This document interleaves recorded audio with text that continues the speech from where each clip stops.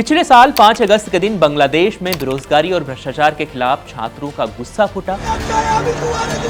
छात्रों का आंदोलन एक बड़े जनविरोध में तब्दील हो चुका था। ढाका समेत पूरे बांग्लादेश में आगजनी हो रही थी, गोलियां चल रही थी और कट्टरपंथियों को मौका मिल गया था कि वो एक बार फिर से अल्पसंख्यक हिंदुओं को निशाना बना सके।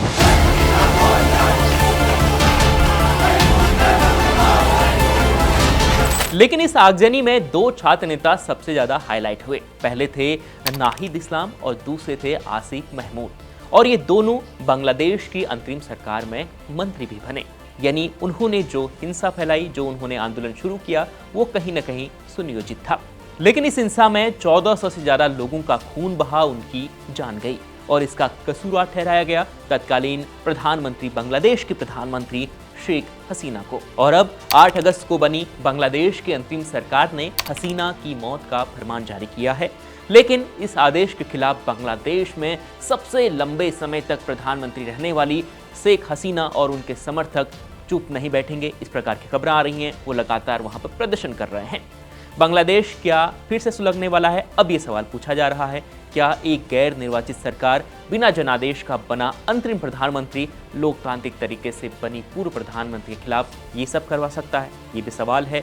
इस वीडियो में आपको हम ये बताएंगे कि बांग्लादेश में हसीना की मौत की सजा के ऐलान के बाद वहां क्या हो रहा है, और भारत में शरण लेकर बैठी हुई हसीना को बांग्लादेश कैसे सजा दिलवाएगा।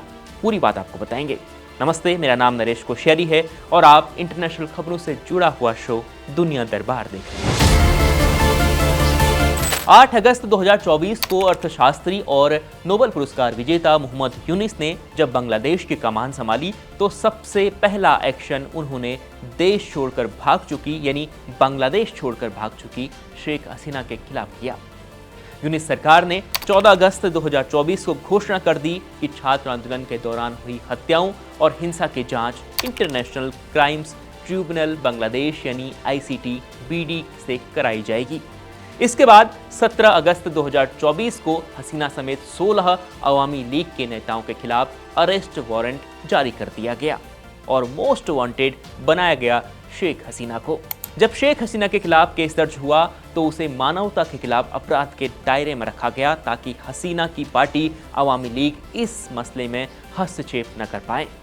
फिर कुछ समय बाद अवामी लीग को वहां पर बैन भी कर दिया गया, यानी अब शेख हसीना की पार्टी बांग्लादेश में चुनाव नहीं लड़ सकती है। हसीना भारत भागकर आ गई और अब भी वह दिल्ली के किसी गुप्त स्थान पर रह रही हैं। हालांकि वो कहां हैं किसी को नहीं पता। वहीं हसीना बांग्लादेश पर कई आरोप लगाती है। भारत में रहते हुए हसीना आरोप लगाती है कि उनकी पार्टी को चुनावों से बाहर करना अलोकतांत्रिक है। जिस सरकार ने अवामी लीग, जिसे जनता ने 9 बार चुना, उसे चुनाव लड़ने से रोक दिया गया है, वह लाखों मतदाताओं का लोकतांत्रिक अधिकार छीन रहे हैं। तो ये आरोप भारत में बैठकर हसीना बांग्लादेश की अंतिम सरकार पर लगा रही है, लेकिन बांग्लादेश पर इसका फिलहाल कोई असर नहीं पड़ रहा। अब वापस बांग्लादेश पर आते हैं। बांग्लादेश में हसीना को इंटरनेशनल क्राइम्स ट्रिब्यूनल ICT ने हत्या के लिए उकसाने और हत्या के आदेश देने के लिए मौत की सजा सुना दी है। ICT ने उन्हें 5 मामले में आरोपी बनाया है। बाकी मामलों में उन्हें उम्र कैद की सजा सुनाई गई है। हसीना पर कई आरोप ऐसे हैं जो आरोप उन्हें मौत की सजा दिलवा रहे हैं। हसीना पर सबसे पहला आरोप यह है कि उन्होंने छात्र आंदोलन को रोकने के लिए सरकारी एजेंसियों द्वारा निहत्थे प्रदर्शनकारियों पर गोलियां चलवाई, यानी बांग्लादेश की जो सुरक्षा एजेंसियों हैं उनके जरिए प्रदर्शनकारियों पर उन्होंने गोलियां चलवाई। ये उन पर पहला आरोप है। दूसरा आरोप है कि ड्रोन और हेलीकॉप्टर के जरिए हमले किए गए, यानी प्रदर्शनकारियों पर हमले किए गए। तीसरा आरोप यह है कि सैकड़ों लोगों का अपहरण किया, उन्हें गायब किया और फिर बाद में उनकी लाशें जलाई और सबूत खत्म कर दिए गए। ये उन पर चौथा आरोप है। पांचवा आरोप यह है कि जांच एजेंसियों पर उन्होंने दबाव बनाया और पुलिस को लीथल फोर्स का इस्तेमाल करने का ऑर्डर दिया। तो ये तमाम प्रकार के आरोप बांग्लादेश में शेख हसीना पर लगाए गए हैं, लेकिन शेख हसीना इस वक्त दिल्ली में है, यानी बांग्लादेश के कब्जे से बाहर है। हालांकि बांग्लादेश में हसीना की पार्टी पर चुनाव लड़ने को लेकर भी रोक लगी हुई है। लेकिन वो लोग अब भी चुप नहीं हैं। वो लोग उसी रास्ते को अपना रहे हैं जैसे पिछले साल भड़के हुए छात्रों ने किया था। अब हसीना की मौत का फरमान जारी होने के बाद वहां हिंसा शुरू हो गई है। हिंसा में अब तक 2 व्यक्तियों की मौत हुई है और दर्जन लोग घायल हैं। ढाका में बांग्लादेश के संस्थापक शेख मुजीबुर रहमान के घर को दंगाइयों ने जलाने की कोशिश की है और अंतरिम सरकार और अवामी लीग के लोगों के बीच में लड़ाइयां हो रही हैं। वो लोग आपस में भिड़ रहे हैं।